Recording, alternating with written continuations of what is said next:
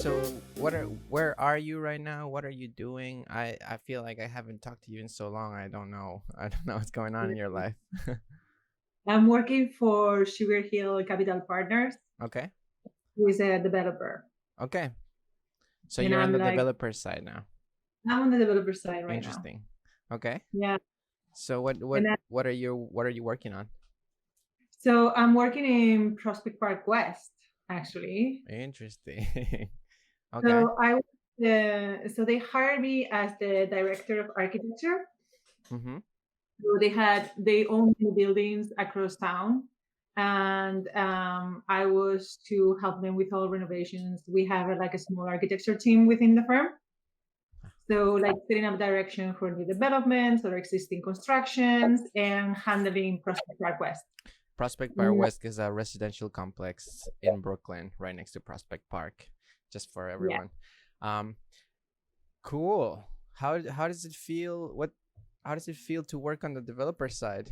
Did it meet your expectations? Actually, I think it exceeded my expectations. I had very low expectations of the developer side. Mm-hmm. I would have never gone to the developer side if I had not found myself in a position where it's like I wasn't really sure where to go. Mm-hmm. And they knew that I wanted to move and started pursuing me. And they just made it enough, appealing for me to say, okay, I'm just going to take a chance and I'm going to do it. Mm. Uh, and I thought, how developers have really bad connotations with architects. Like we always see it, like you go to the developer, you go to the dark side. Right. Right. So that's how I was feeling. I wasn't sure where I was going to go Why do you think that is? Why do you think developers have that connotation in the architecture world? because we work for developers all the time. Mm-hmm. And we are on that side of the spectrum. We're trying to develop a project and we see all these amazing things that can be done with a project. And it's usually the developer that comes to like reason with us and says like, well, we can only do this much. And Mm. so many things that they find valuable, we don't see the value on them and the other way around. Right. So, that there's always a conflict. So you feel that now that you've in the now that you're in the developer side, uh, you feel a little bit more that you understand them and you know where they're coming from. I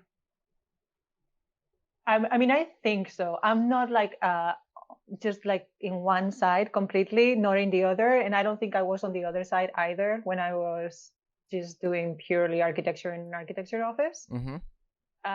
But now it's good to have the architecture knowledge and then go to the developer side and know you don't have to side 100% with certain decisions. Mm-hmm. And this is why I think it's actually really important to have architects part of the developer team as opposed to just like a completely Right. separate entity. Right. It makes it well rounded for decision making and For strategy. sure. Yeah. Um, Mart, I know you because I worked with you, in the past, and you were partly a mentor to me and also my supervisor. But for anyone who doesn't know you, do you want to just give a brief intro of your title, your job title, who you are, how long have you been doing this, and any background that you think is important? So let me see. Um, my title right now is Director of Architecture, and I'm working for Sugar Hill Capital Partners. I've been working in architecture for the past 20 years. I met you when I was working for IBI Cruz and Sampson, Mm-hmm. where I was principal for 5 years. My background in terms of studying is I studied architecture in Spain, in Madrid. And then on my 5th year of architecture, I got a scholarship and I went to Chicago. I stayed there a couple of years and I graduated. And then I came to New York to do a master's of architecture at Columbia, which was amazing. And then I've been here since that was 2002. Okay. And then Wow. I stayed in New York. 18 years in New York City. Wow. 18 years in New York City. That's right. I know. It's a long time. I Why know. did you think you liked staying here? I think it's a very rough city. Sorry, I think it's a very rough city, and to be honest, in my own opinion, like I see myself moving out of the city at some point. I think that maybe it's a good city to develop and grow professionally, but for the mind and soul, I feel like I need some bigger spaces or just a different city. I love Chicago, for example. I think Chicago is an amazing city. Why do you think I know. New York was your home? Managed to be your home for 18 years. It's strange. How long have you been here in New York? Since 2010, basically July 2010. No, Okay, no, that's no, 10 years. 2015, 2015. Sorry. So Oh, 5 years. okay, So five okay. years. 5 years, 5 years. Yeah. I never decided that I was going to stay in New York forever. It's one of those things where you're always thinking, oh, I'm moving next year.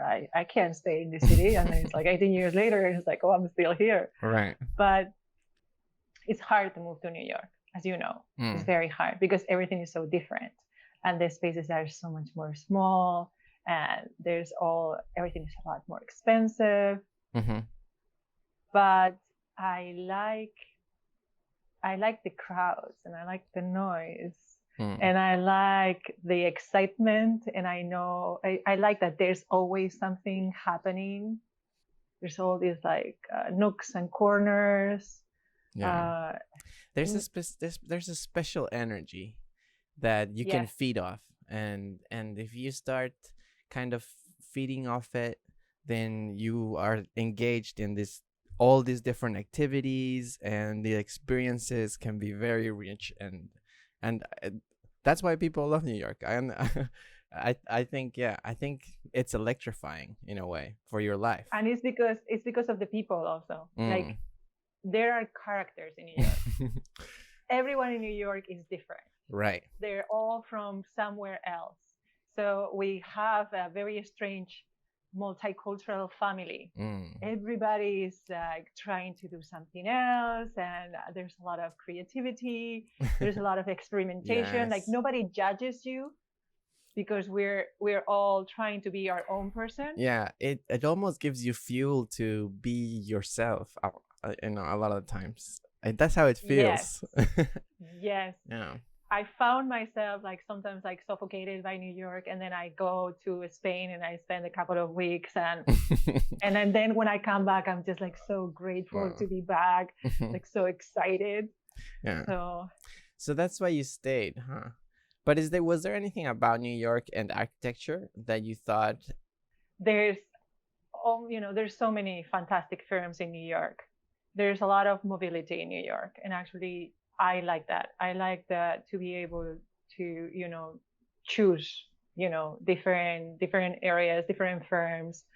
So yes, that's very important. But it wasn't because of the architecture of the city, let's Mm, say.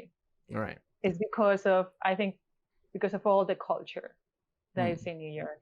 And then that made me stay here. Um. So let's talk about your career a little bit. So where did you start?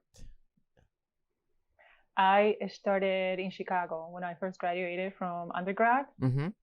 I started working in an architecture engineering firm Mm-hmm. for 2 years.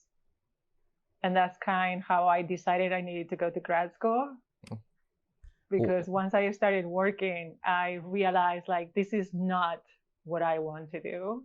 Like there's no way that I started, that I spent all these years in a school for this. And what was this? What do you mean by this?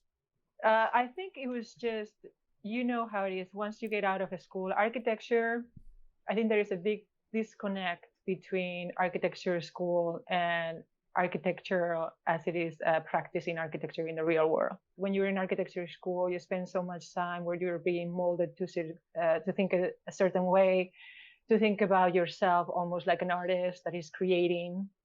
And then once you go into an office, is usually there's a paycheck associated, there's hours associated, there's red lines, there's all these things that doesn't seem so related to creative.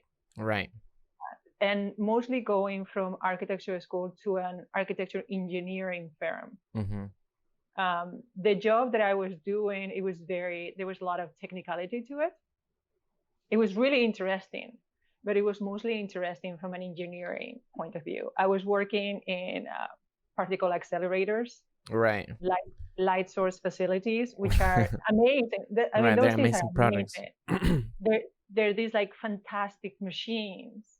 But in terms of architecture, there's not that creative, you know. It I wasn't was just, feeling what you wanted to do. Yeah. It wasn't it doing it wasn't for you. right, but I also didn't know what I wanted to do. I just felt like I needed to discover something else. Mm-hmm. So you decided So to go to school. so I decided to go back to school and to go to grad school. And this time it wasn't going to be because I need to get a diploma anymore, because I didn't need that anymore. It was, I'm going to go and find my passion and I'm going to really enjoy it. And I Gotcha. want to be surrounded by, you know, amazing minds and like follow amazing professors and have discussions and like really enjoy my time there. Mm-hmm. How did you know that architecture was like the masters of architecture was going to be that for you? I was just trying, you know. Okay. I thought that that's what it would be, because you meet amazing architects that can be very inspiring. They're taking it from somewhere, and I just wanted to be surrounded by those minds, because that's another thing. Sometimes you go to an office and all these passionate conversations that you had during your career, all of a sudden they evaporate. Right. And it's like, no, it's about the bathroom, or it's about the door, or it's about this. And you're like, no, but it has to be about something else. Right. Because you know, you taught me to think this way. And now what do I do with all this energy that is in my brain? So, right? Right, right. It can be so limiting. Yeah. I mean, do you think there's a solution to that? Like, what do we do about it? I think the part of the solution comes within, to tell you the truth. Mm-hmm. Comes, you know, like there has to be, you have to believe that, and you have to believe in yourself and be passionate about it. Mm-hmm. Because, you know, discussions don't just happen. It's not like, oh, everybody just like can bring it up to you. It's like you have to create them, you know, like it's also up to you to stay excited. Yeah. And if you find yourself in an environment that is like, okay, this is not that exciting, then it's up to you to decide, you know, what other steps can you take to make it exciting. Like for me, it was going to school. I went back to school, and I didn't go back anywhere. It was not about, I didn't think about it as like I needed this diploma for anything. Forget that. I want to be inspired, and I want to be surrounded, and I want to be I want to do something more. That was my principle. And this is why I ended up in New York as opposed to any other place. And I ended up at Columbia as opposed to any other school. Yeah, one of the things I realized after having a lot of these conversations with people is that the real challenge is finding the game you want to play for the rest of your life. You know, like finding that thing that is gonna drive you and that's gonna keep your passions burning. You know, and I think first off that there needs to be some patience. You need to be bringing patience. You know, it's not the one thing that you know when you get out of school is that you don't know many things, and that needs to be your basis. Yeah. So this is a little bit like what is that movie? You know, with like the wax the car and the whatever. Karate Kid. You know, yeah. Exactly. You know, like Karate Kid. So it's kind of like you have to have a little bit of patience, and it's like I think. Once you come out of school, it's like you're a little bit of a blank canvas. Anything they give you should be a learning experience. Even the bathroom is a learning experience. Even if it's just the discipline of like learning how to draw or like looking at a set or how to produce this type of communication. You know, it's up to you to choose where you go. I know that it's not always like that, but in a place like New York, there's hundreds of architecture firms. So, you know, you can choose a little bit where you want to work. And it also goes with the type of work that you want to do and also the type of, you know, role that you want to have within a firm. So if you go to work for a bigger firm, the chances are that you're going to be assigned a role within a project, and that's going to be your position within.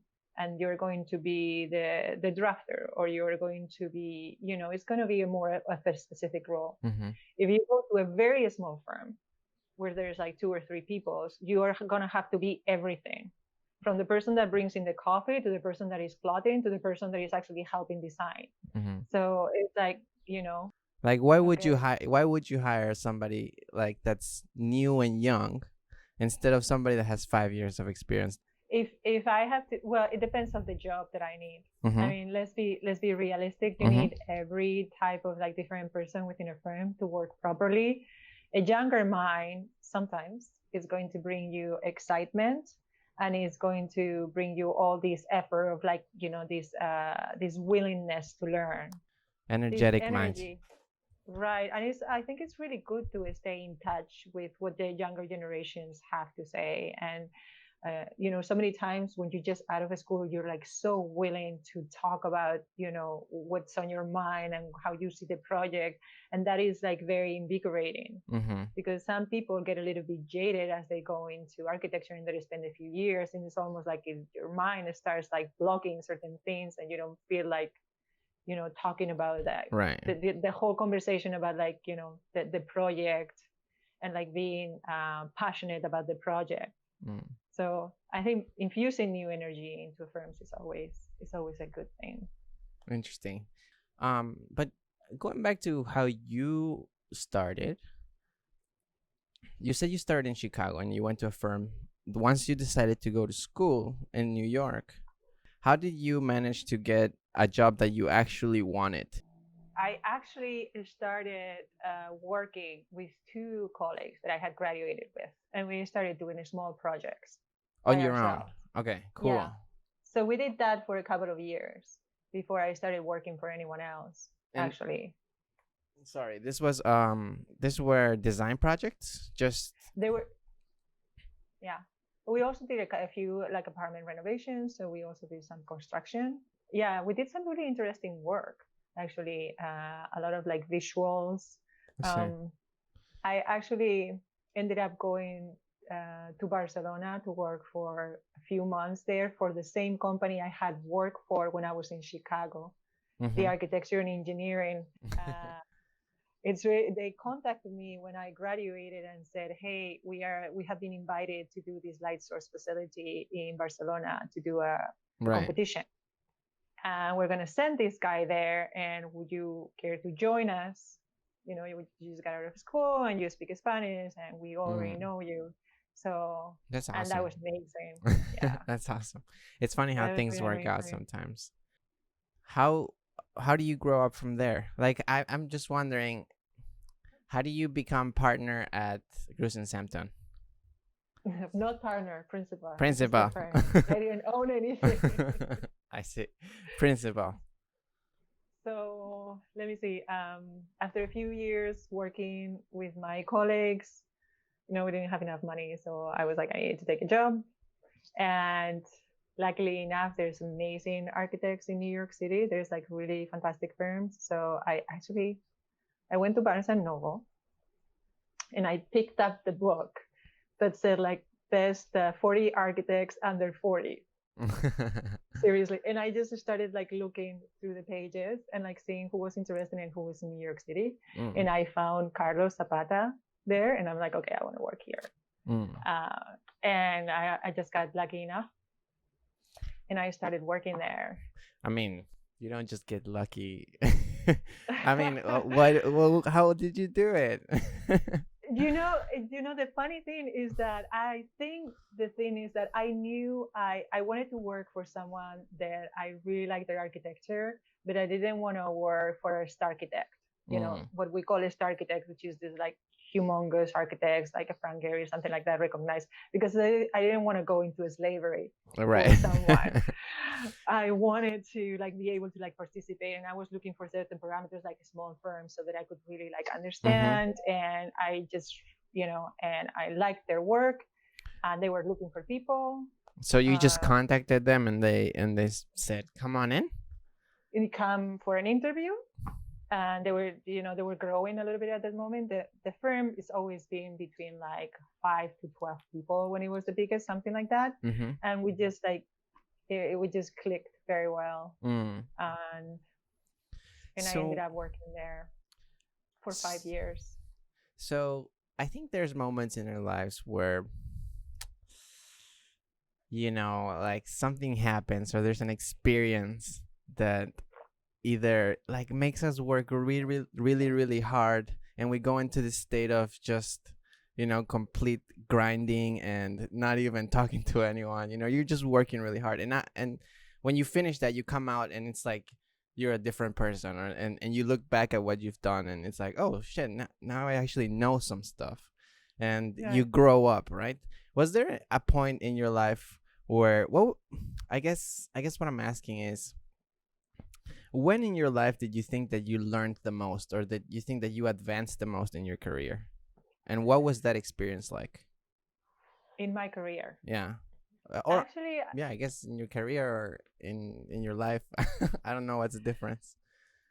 So, um, okay, so I'm gonna give you two. I'm gonna give you two instances. Okay. I'm gonna give you the before my career when I was still studying architecture, Okay. and then when I was working. When I was studying architecture, I wasn't sure that I wanted to be an architect, Mm-hmm. and it took me many years. And it was not until I went to Chicago, and I had some amazing teachers, that I really realized that I actually wanted to be an architect. So that was like my first aha moment when I'm like, I just learned something. Mm-mm. And then working, I think it was when I was with Carlos, Mm. and I had like this like switched, like a click on your head, from just working for him. I think it was like 2 years in. I had been like so concentrated on just like producing and like trying to cater to something. And it was after like working with him for a while and talking to him for a while that I realized he didn't want me to just produce something. He actually wanted me to think, Mm. like he had Right. hired me so that I could help, and I would bring something to the table, and I would take ownership for my own projects or for his projects, that for whatever is the part that I was doing. So I think that's, it was like a slowly built up Mm-hmm. till all of a sudden I found myself being very comfortable at work, not being like fearful of not knowing or anything like that. I felt comfortable going to work. I felt comfortable talking to him and talking to the rest of my colleagues. I Do you think that did you have any kind of mentorship at the time?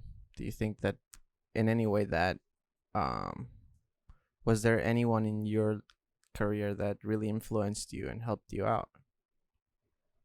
I would say I would name him Mm-hmm. Carlos as one, Yeah. and whether he realizes it or not, it was great influence for me. Mm. The way he communicates and the way he designs, and the way he communicates with not just the staff but the clients, whether it's a developer or a private client. Um, just his outlook in life. He has a great uh, work-life balance Mm. that he appreciates. You know, Yeah. like he knows when to say whatever, and but he also knows when something is like really serious. Mm. And I think he knows how to treat people very well. So definitely he was a big influence, but also my colleagues around me. And I'm not saying the colleagues at work, but like people that I had graduated with from school Your and were working at peers. other films, my peers. Yeah. Yes, and just seeing what they were doing. Some of them started their own practices. Some of them were teaching in a school. Some of them were working for somebody else. But Mm. just keeping in touch with all these people was very inspiring. Do you think do you have your own philosophy on mentorship at all? Or do you have an outlook on it? Um, I don't have like a philosophy on it. My thought is like, if I can just get you excited, you know, And not only that, if we can get each other excited, if I can say something that is going to make you excited, and then you're going to be able to bounce it back, because I think it's not so much about mentorship as it is about like teamwork.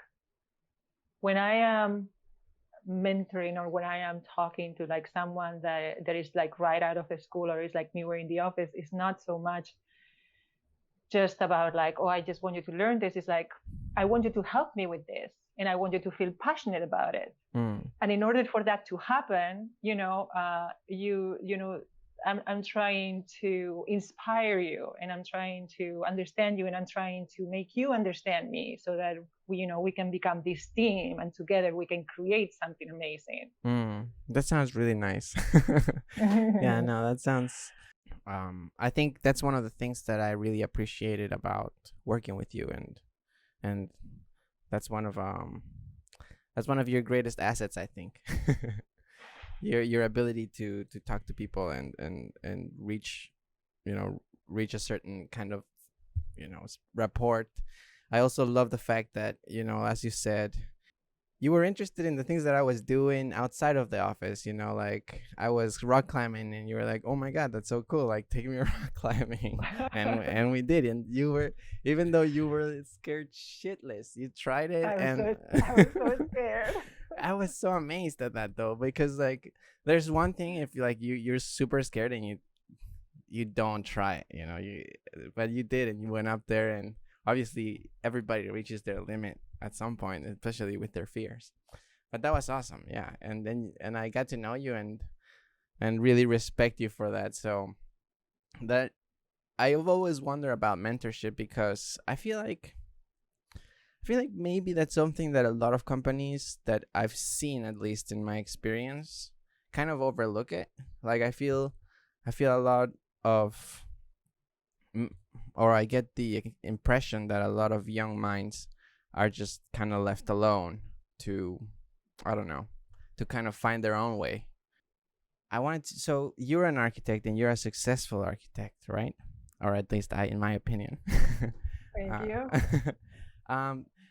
Why would it's hard to understand the profession sometimes, just like when you think of an engineering firm. I don't really know what they do, and the architects have these, I think the myth of architecture is that it's like you said, people expect it to be a very creative art form, and to have this to be this outlet for expression and artistic form.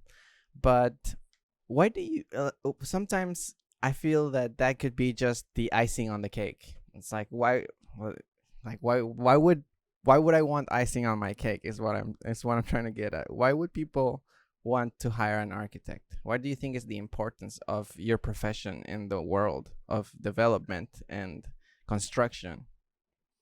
Oh my god. That's a question.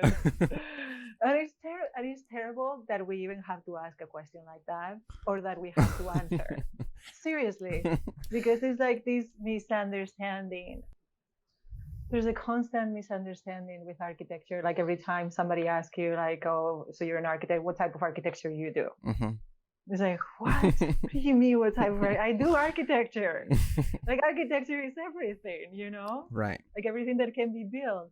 But that question comes into place because it's like so many times you don't need an architect to build a building. You can have an engineer do it, and he's do something correct. But I think that's what it comes down to. Is like, architecture is not just about building something proper. It's not just about the something physical. Like, we're creating the space. That's inspirational. That's where the artistry comes into place, in my opinion. It's not just about the build part of it. It's about the influence that the environment has on people. And I don't think we give enough credit to that so many times. We always think there's like the four walls, and there's a ceiling, and there's a floor.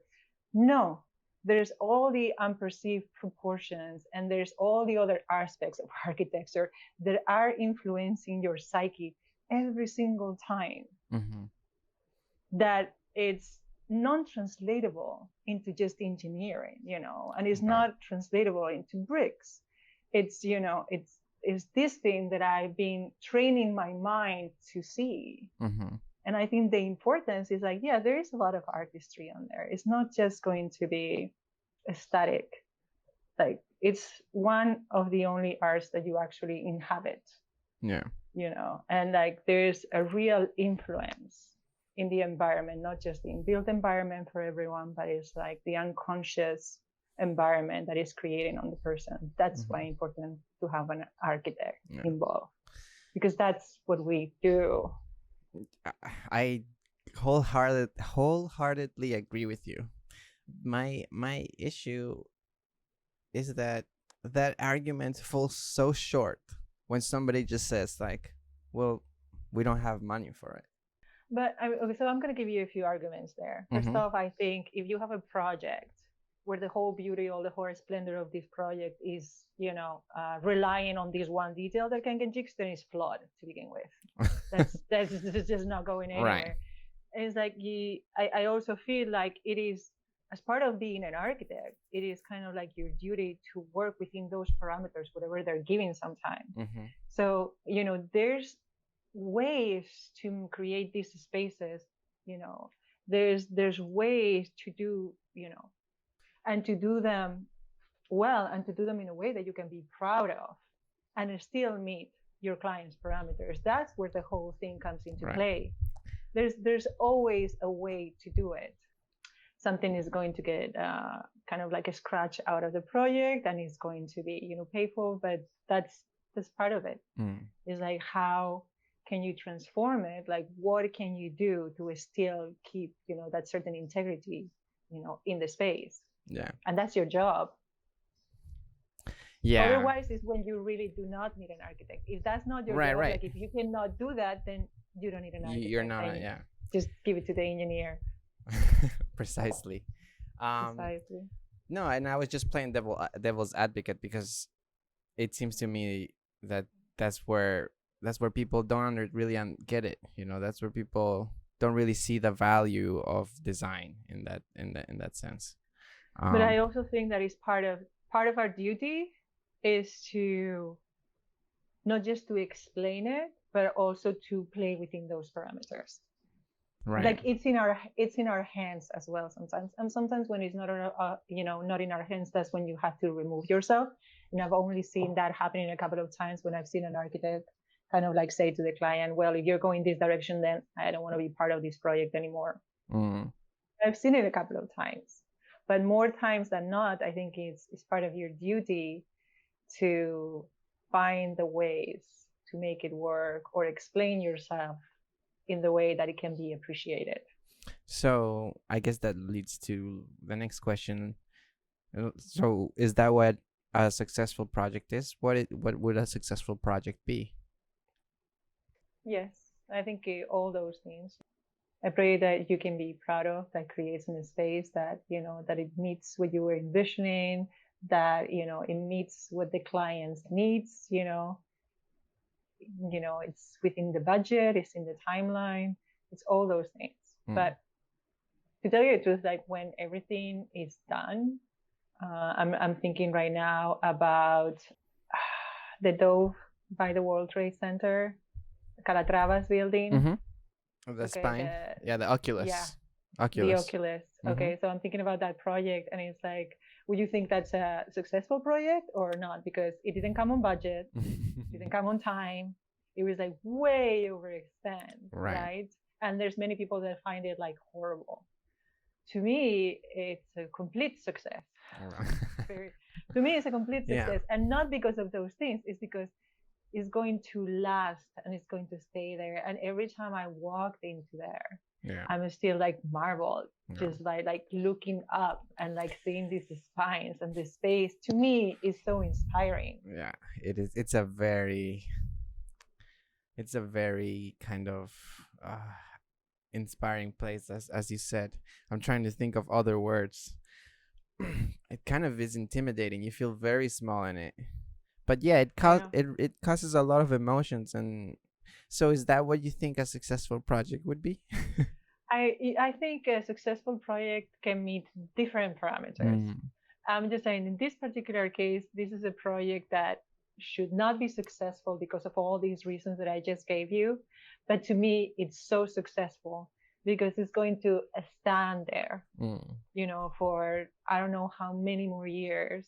And it's a place that you want to be in, and it's a place that brings conversation, and it's a place that brings you in awe every time you go inside, and you can find all these like different, conversations to be had about it, and it's so inspirational. So it's So not an objective. It's not an objective um, reason why a project is successful. There's I there's a lot of yes, the other things that come into play. it depends for whom, I guess, and it depends on Yeah. your priorities. Yeah. If it is about legacy, and it's about inspiration, that project is successful. Mm. If it is about meeting a deadline or meeting a price tag or something, I can find many projects that are successful in that regard, but they're you know Right. horrible in many other ways. Right. Right. So Right. Yeah. Going back to talking about you and less about architecture. Um, I was very surprised to see on your website that you have a lot of art, and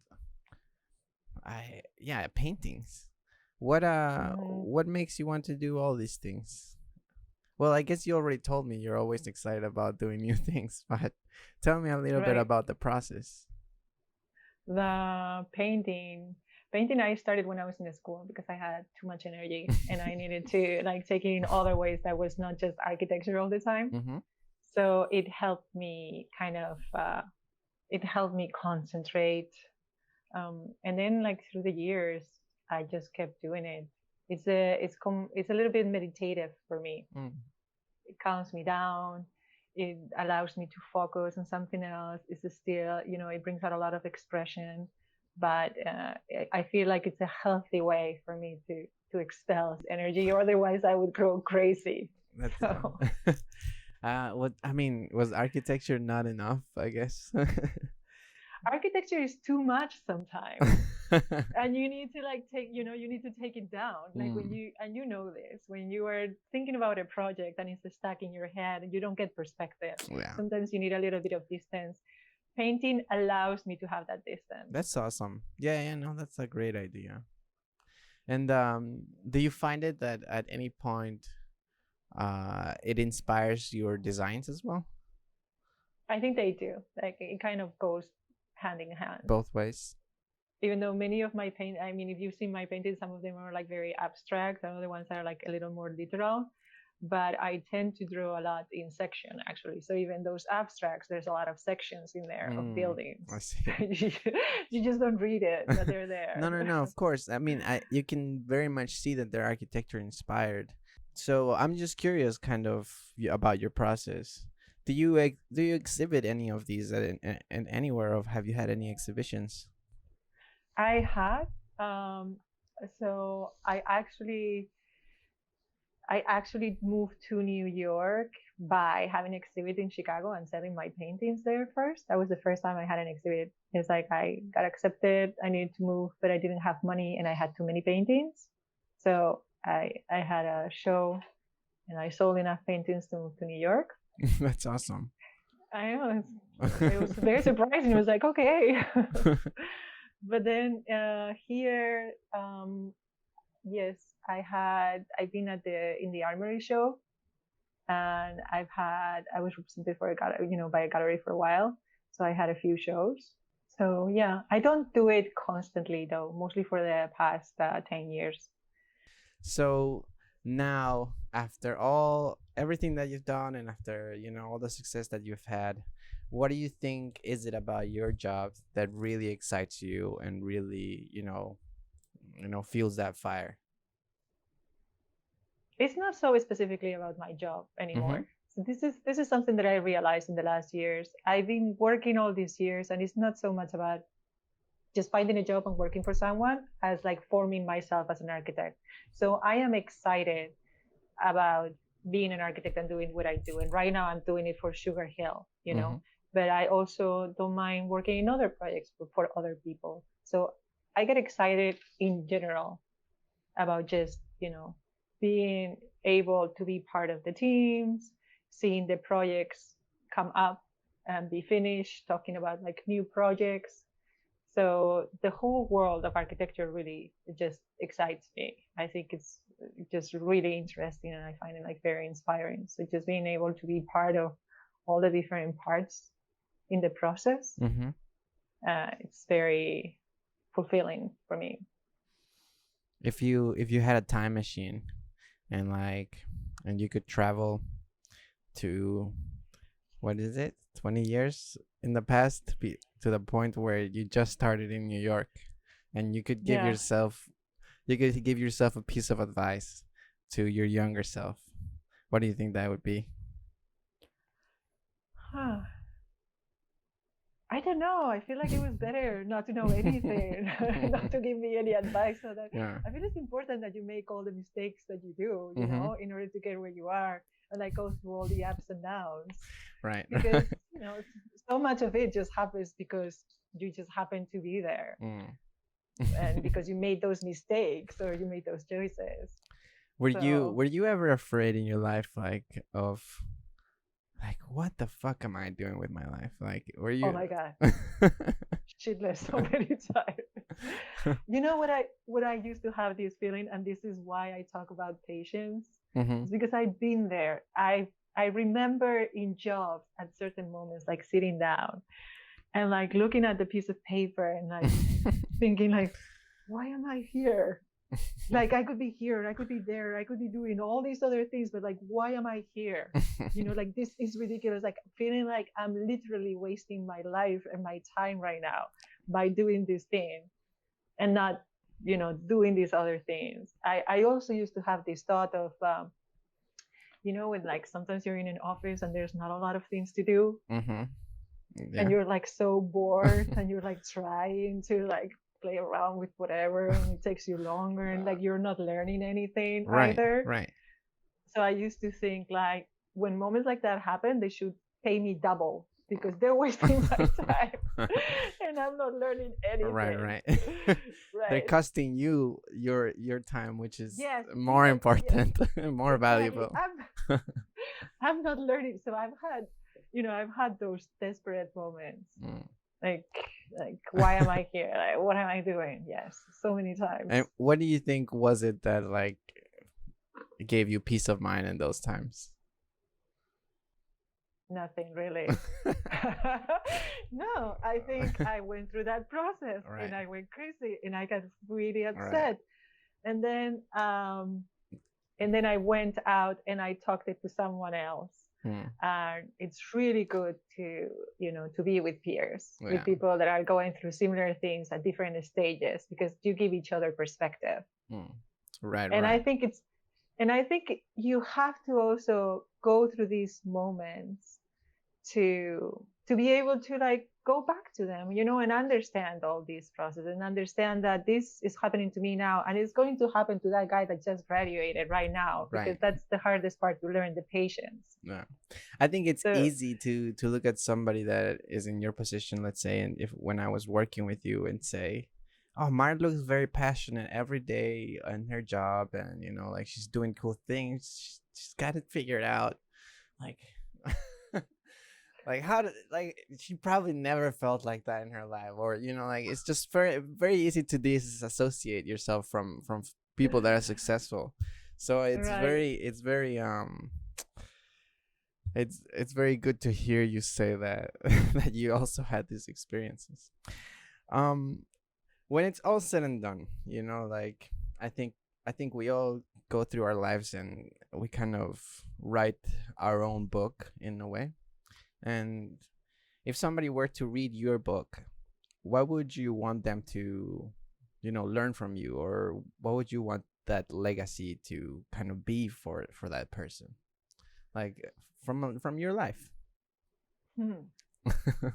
That's a very complicated question. They're big questions. Nobody Like knows how, the how answer. how do people answer this question? Like I if I can, if I can just stay passionate Mm-hmm. about things. And it's not just about architecture, Yeah. it's about like being able to not be afraid to do new things and not be afraid to learn. Mm. And, and a little bit of humor in there goes a long way. Right. Yeah. Have the Yeah. right attitude. I think you have at least in my life, in my experience, I think I did get this energy from you of trying to be excited about my job. So I've seen you excited though, and like I remember when we were doing the competition, I've seen you excited about like architecture, and like you were one of the creators. Let's say there's all like different like parts, paths in architecture. Ugh, we should not use that word, but yes, there's all these different paths I feel within our profession, and then there's the people that that are just like more of creators. And I feel like you were kind of there, like you always try to develop philosophies about the projects and so on.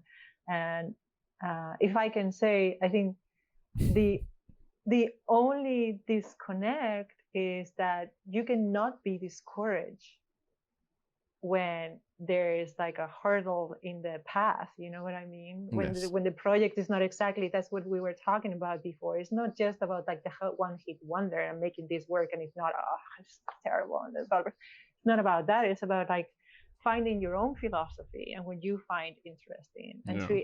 and creating that conversation. Yeah, I guess I don't know why exactly is it that I lost my vigor and passion for architecture. It's not that I don't like it. It's that perhaps the life that it was making me lead, it was not what I wanted. And it's not, also it doesn't mean that I won't go back to it.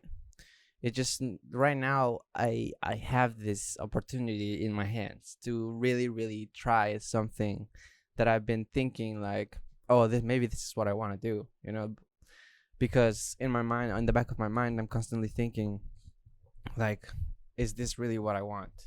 Is this really what I want in my life? I have this opportunity now to actually say like, no, you think this is what your passion is, why don't you just 100% go for it and really dive into it? If I don't do it right now, I'm gonna hate myself. I'm gonna No, be I think really really sad and lonely. and maybe that's exactly what you need, because it's also in order to move forward, like you need to No. be able to like switch your brain sometimes. Yeah. So maybe this is actually making you better at Oh yeah, I mean, the other profession. A better Gabo for sure. And to be honest, I have to. I've learned to really just let go of this idea of trying to be like the person that was right next to me or the peers that I was growing up with, or and just really focus on my own. I'm very happy right now. I'm very happy. I'm sure that at some point I'm gonna wonder like how I'm gonna run out of money, and I'm gonna be really wondering what am I gonna do. But I'll figure it out when it comes. Well, Mar, I think I really, really enjoyed it. I really enjoyed our conversation today. I think Thank it was you. mind opening in some ways, and I got to know a little bit more about you and your personality, which is very pleasant. Let's wrap it up, okay? Okay. For anyone who's trying to find you, let's say if somebody listens to this and wants to look you up, like how do they find you? Do you have any plugins? I do have a website, margranados.com, but it's true. I think I only have paintings there right now. Mm-hmm. But let's say some awesome office listens to this and and wants I to want to contact and me. wants to contact you. I think they go to LinkedIn. LinkedIn, okay. So Yes, LinkedIn Mark profile Granados. at LinkedIn. Yes, Okay. just find me there. That's the best. Okay. All Yes. right. All right. Well, Yes. Marta, this was awesome for me, and I really appreciate it. And um, I had an amazing time. Thank you. Thank you for Thank this. you. Thank you so